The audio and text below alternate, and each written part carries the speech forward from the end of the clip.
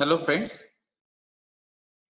under the chemical and process safety management, we are going to study about the major industrial disasters.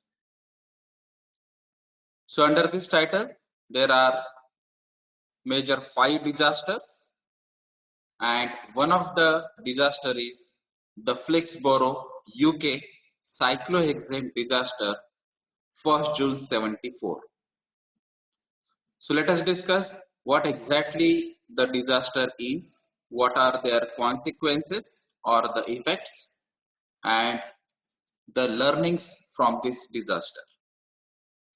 So these are the main 5 disaster that is called as major industrial disaster: Flixborough, Seveso, Mexico, Bhopal, and Sandusville.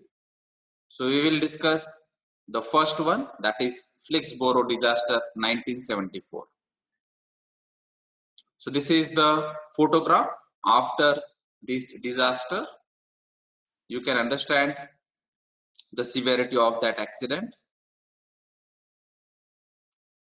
from this front view. So what exactly the Flixborough disaster is?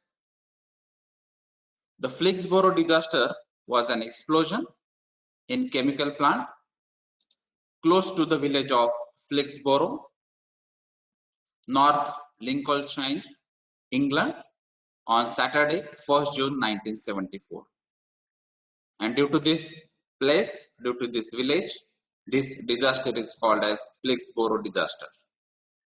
So in this disaster, 28 people killed and 36 were seriously injured out of 72 people.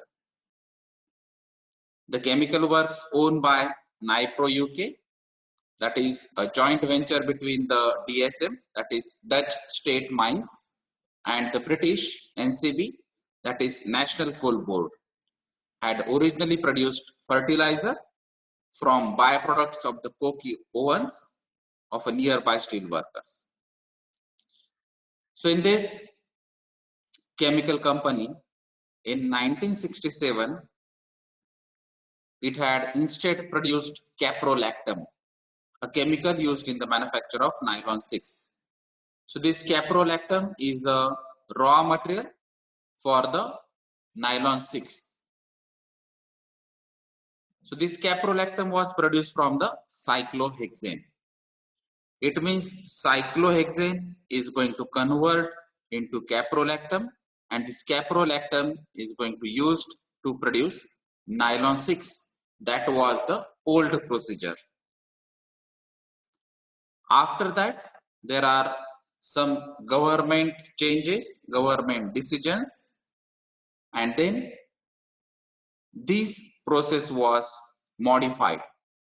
So the process which was earlier, that is called as hydrogenation of phenol, but in 1972 that is converted into the oxidation process. So previous one is hydrogenation process. Hydrogenation means addition of hydrogen and addition of hydrogen in phenol. But after that, oxidation process is there, and oxidation with cyclohexane. So cyclohexane plus oxygen, that is oxidation. So the change in the process is one of the thing, and second one is to increase the capacity of that process. So the plant was intended to produce 70,000 tons per annum of caprolactam, and the earlier was only 47,000 tons per annum in early 1974. So the jump of capacity of production from 47,000 tons per annum to 70,000 tons per annum, that is one thing, and the change in the process is another thing. And the other factors like government decisions related to the electricity cutoff or electricity utilizations, because at that time government asked to use only 3 days in a week as far as possible, and then They have also decided to change the rule of over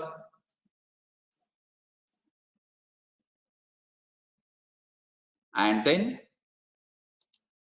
some of the changes are made. So this is the old process. That is the old process. Phenol C6H5OH and the hydrogenation that gives caprolactam, and then this is the new process. So cyclohexane and the oxidation, then it is converted into cyclohexanone like this, and this cyclohexanone is going to convert into caprolactam, and this caprolactam can be utilized to prepare nylon 6.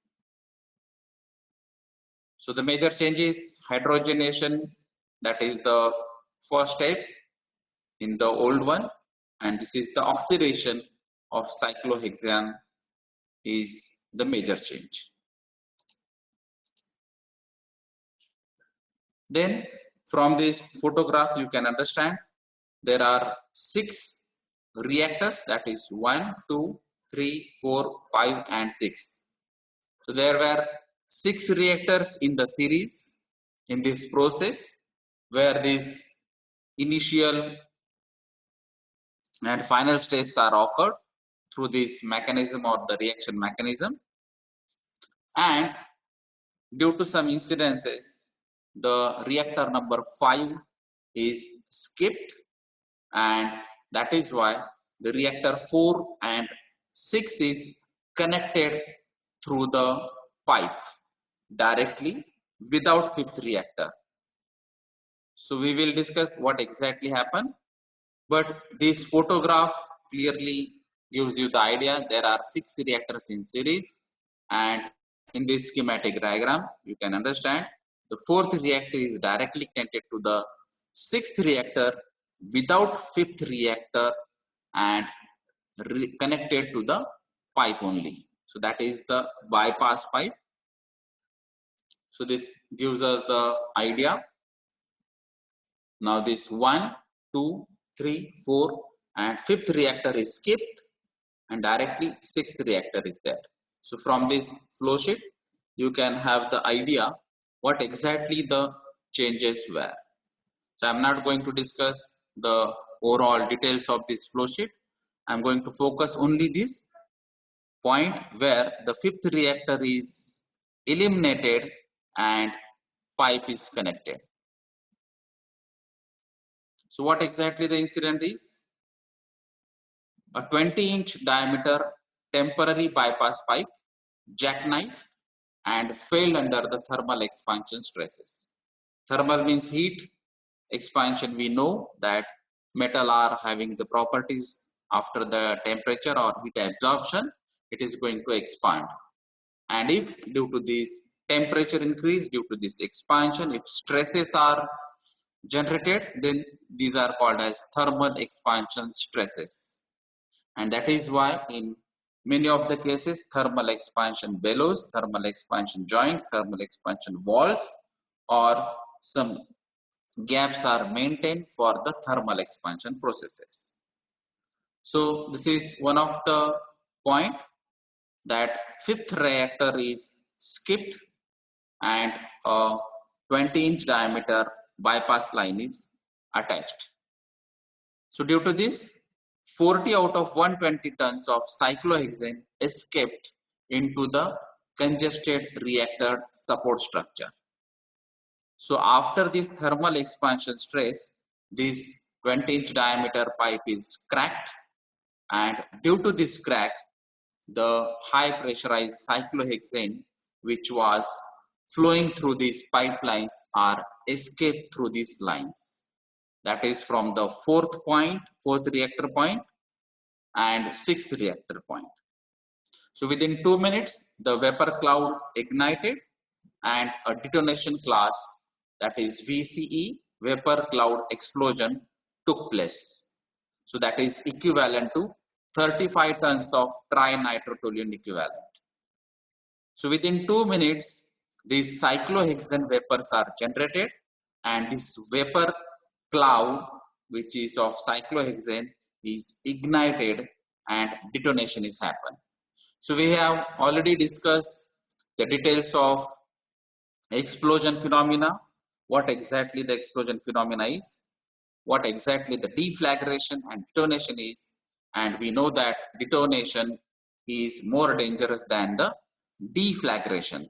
So in the detonation explosion, the sound waves equivalent or more than sound waves are generated, and which are having a high speed and which can impact easily for the property.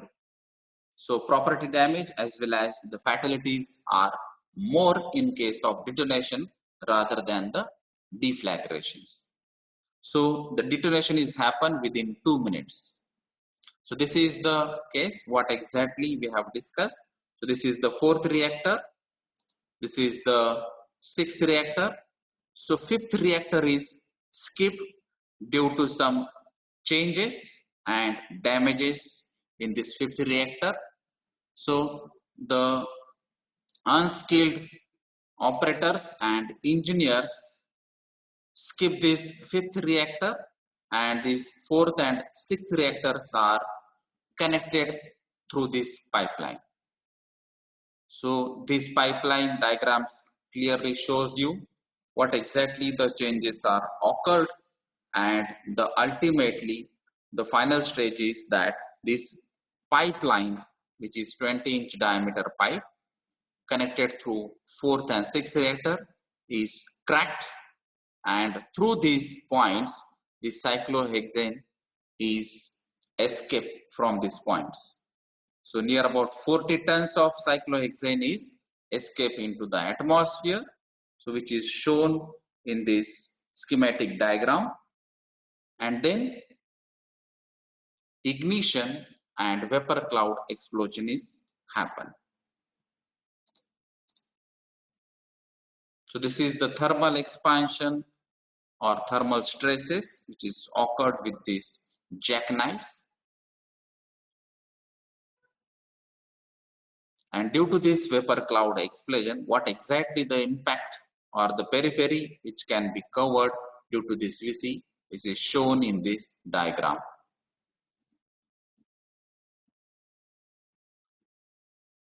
So what are the consequences due to this incident? Near about 28 plant people were killed, 53 people were wounded and required medical treatment. 1,800 houses were damaged in the rural area beyond the plant fence line. Property damage was $425 mm in US funds. 2 months before the incident, reactor number 5 was found to be leaking. So these are the events, because normally we know that the major disasters or the major accidents are nothing but the series of small events. So one of the major event is that reactor 5 was found to be leaking. A 6-foot long crack had developed. A water hose stream was directed to the crack to cool and quench the small cyclohexane leakage. So this was one of the starting point of this major disaster, reactor 5 leakage, and then the remedy was found, that this crack which was developed near about 6 feet long, and the quenching or the cooling off system was suggested, and then the cooling water contained nitrates which encourage stress corrosion of certain carbon steels. Then, thus by trying to relieve the situation, the quenching was actually acting as a promoter of corrosion. So as this water is containing the nitrates and continue cooling water is spraying on that point, so corrosion takes place in a speedy way. So ultimately the reactor had to be removed from this service. So due to this corrosion, due to these water spraying systems, due to this nitrate containing in that water, and after severe corrosion, the engineer suggested to remove this reactor number 5. So this is the first point due to which reactor 5 is eliminated from the series of these reactors.